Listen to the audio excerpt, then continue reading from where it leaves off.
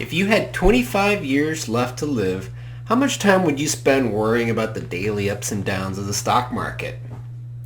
If you had 20 years left to live, how much time would you spend trying to time the stock markets and the economy and other things that are both unpredictable and completely out of your control?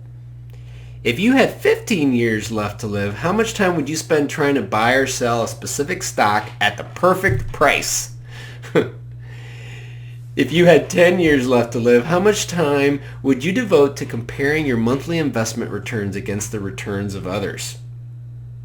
If you had 5 years left to live, how much of it would you spend obsessing over financial news and its unforeseeable impact on your portfolio? If you had 1 year left to live, how upset would you be about your investments you made that didn't pan out, or the investments that you passed on that worked out without you? If you had 1 month left to live, with whom would you spend those final days? What activities would you pursue? If you had 5 days left to live, how much of that time would you spend trashing others on websites or attacking people on Twitter? I know none of you would do that, right?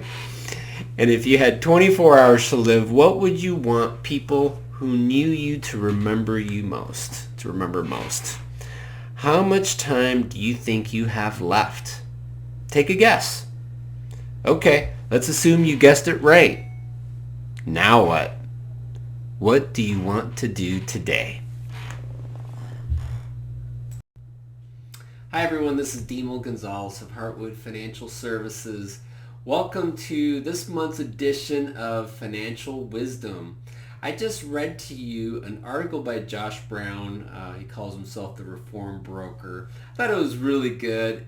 When I read it, it did make me take a pause and think about what he was trying to communicate. It's basically that we don't know how long we're going to be around.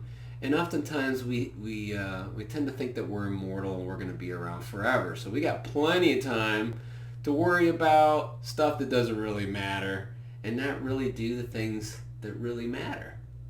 And so I thought this was a great article. It was thought-provoking. It made me remember a verse that I read in the Psalms. So I want to finish up with reading that to you guys.